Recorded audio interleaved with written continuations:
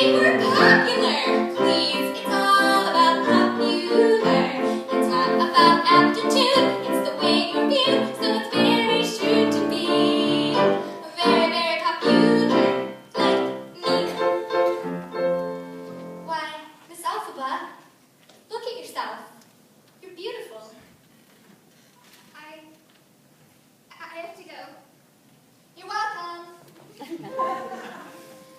And though you protest your disinterest, I know clandestinely you're gonna grin and bear it in your fun popularity. La la la la, you'll be popular, but just not quite as popular as me.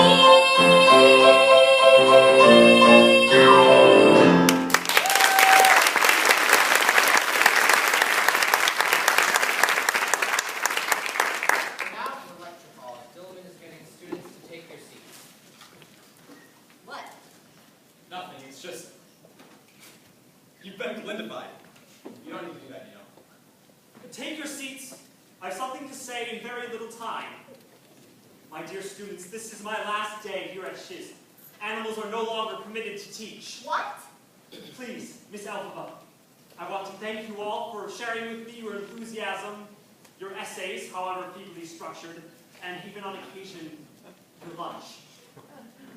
Oh, Doctor, I'm so terribly sorry. Madam, you can't permit this. Miss Elphaba, don't worry about me. They can take away my job, but I shall continue speaking out. Come on, don't. You're not being told the whole story. Remember that, class. Dr. Dunn, are we all going to just sit here in silence? Miss Elphaba, I'm afraid there's nothing we can do. But, Madam, Please, my dear, take your seat. Good afternoon, students. Good afternoon. More and more every day with each tick of the time dragon clock in every corner of our great Oz, one hears the silence of progress. The men hold up a cage which contains a lion cub. For example, this is called a cage. You'll be seeing more and more of them in the future. This remarkable innovation is actually for the animal's own good. if it's so good for him, why is he trembling? He's excited to be here, that's all. As I was saying, one of the benefits of caging a lion cub this young is that he will never, in fact, learn how to speak. Oh no! That's right. Gather around. Can you imagine a world where animals are kept in cages and they never speak? Well, he does seem a bit agitated, but that's easily remedied. What are we going to do? We? Well, somebody has to do something. And suddenly, as though by an unheard command, all present except for Elphaba and Fiyero suddenly freeze. What's happening? I don't know. All right, just don't move and don't get mad at me. Well, are you coming? Elphaba and Fiyero leave the classroom with the caged lion and free him in the woods. This time alone together allows for the possibility of romance to blossom, taking them both by surprise. Side note, Galinda has officially changed her name to Galinda to express her outrage and insolitudarity for what has happened to Dr. Dillman. We are now at the train station. Madame Morgul informs Elphaba that the wizard has heard of her talents and wishes to meet her. I don't know what to say. Madame, how can I ever thank you? Oh, be careful, dear. You won't want to get wet. Wait. I know. The rain instantly stops. Oh, did I forget to mention? Weather is my specialty. I'll speed, my dear. Elphaba is not only outraged by the news that the animals in Oz will no longer be permitted to speak, but she's determined to seek out the powerful wizard and convince him to help the animals. Glinda and Elphaba travel to the exquisite city of Oz. Short day in the Emerald City. Short day in the Emerald City.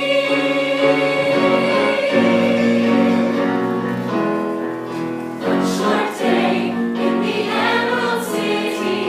One short day full of so much to do. Every way that you look in the city.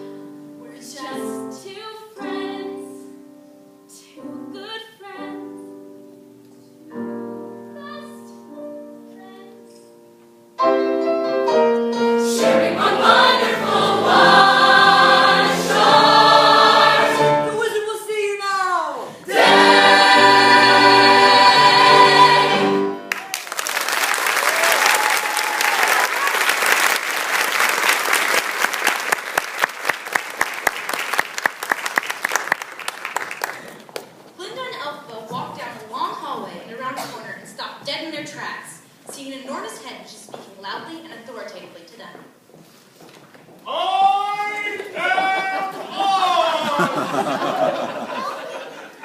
I am Oz, the great untenable. Who are you and why do you seek me? Say something. I am Elphaba Throp, your terribleness, and this is... Oh, is that you, Elphaba? I didn't realize.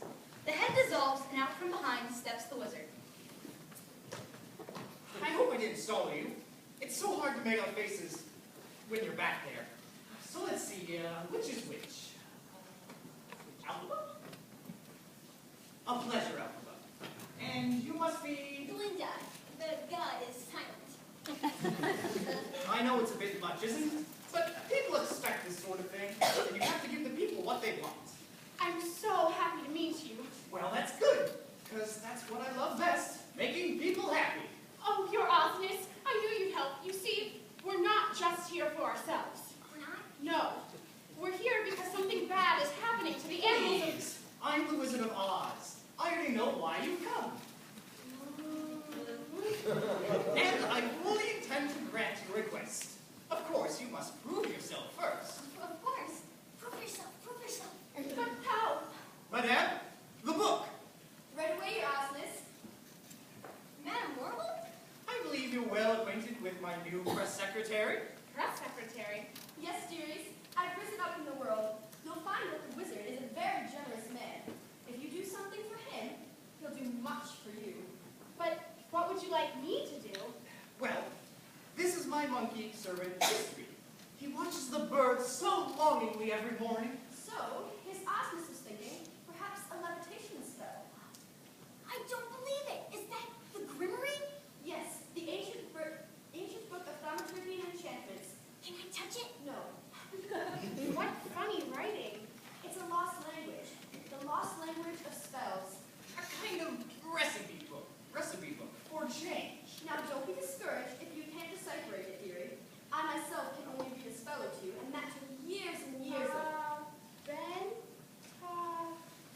Merciful Oz. The wizard's monkey, Chistery, enters as everyone gathers around him. Oh, History, what an experience you're about to have. Elphaba begins to chant the spell quietly from the book, and suddenly Chistery, the monkey, begins to tremble and twitch, then to shriek as if in pain. What is it? Is something wrong? It's just the transition, dear. Chistery, are you all right? Chistery frantically tears at his waistcoat. Why can't you answer me? Suddenly, wings spread out from his back. Glorioski! You did it! You actually... No, he's in pain. Quick, how do I reverse it? You can't. What? You can't reverse the spell. Spells are unreversible. I knew it. I knew she had the power. I told you. You planned all this? For you too, dearie. You benefit too. And this is only the beginning. Look what you've done. If this is what you can do at your first time out, sky's the limit. Such wingspan. Oh, won't they make perfect spies? Spies? All right, that's a harsh word. How about scouts? That's what they'll be, really. They'll fly around Oz and report any subversive animal activity. So it's you. You're behind it all? Elphaba, when I first got here, there was discord and discontent. And where I come from, everyone knows the best way to bring folks together is to give them a really good enemy. You can't read this book at all, can you? That's why you need an enemy. And spies and cages. You have no real power. Exactly. And that's why I need you. Don't you see? The world's your oyster now. You have so many opportunities ahead of you. You both do. Oh, thank you, your Ozness. No. Elphaba! And with the book of spells still clutched in her hands, she runs out of the room. Elphaba! Elfie, wait! I'm so sorry, your wizardness. I'll fetch her back. Elfie! We've got to get her back. She knows too much. Don't worry, your Ozness. I'll handle it. Linda and Elphaba, eluding the guards, find themselves in the attic. They have jammed a broom in the door to keep their pursuers out. Elphaba frantically attempts the spell once again, hoping to sprout wings and fly to safety. Well, where are your wings? Maybe you're not as powerful as you think you are. Suddenly, the broom begins to levitate and floats towards Elphaba. Sleep Oz, I told you, Glinda, didn't I tell you? Fashion in, fetch the bag and ramekin. Quick, get on! What? Come with me. Think of what we could do. Together.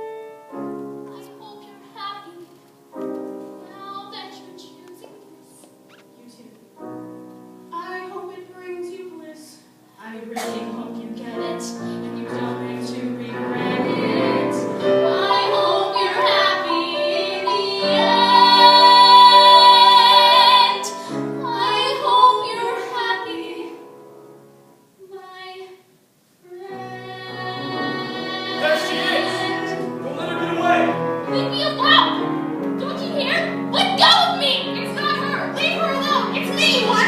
It's me! So if you care to find me, look to the western sky.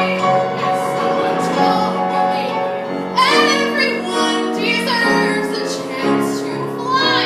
And if I'm flying solo, at least I'm flying free. To those who round me, take a message back from me.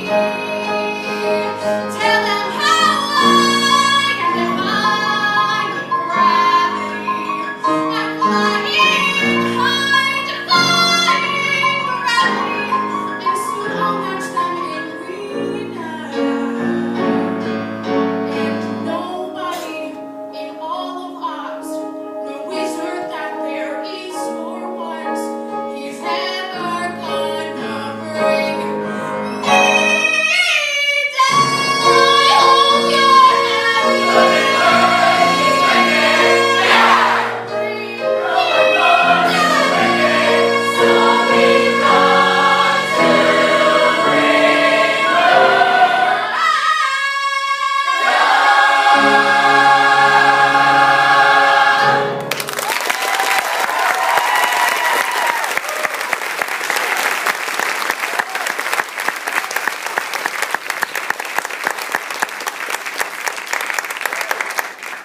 Act 2, outside the wizard's palace. Thank goodness for you, Glinda, and for your handsome swain, our new captain of the guard. You've been in the forefront of the hunt for the wicked witch, haven't you, Captain? Well, I don't think of her as a wicked witch. So, Captain, how does it feel? Frustrating, but I became captain of the guard to find her. And I'll keep searching until I... No, being engaged. This is an engagement party? surprised. Yes. We hoped you'd be the wizard and I. We couldn't be happier, right, dear? Couldn't be happier.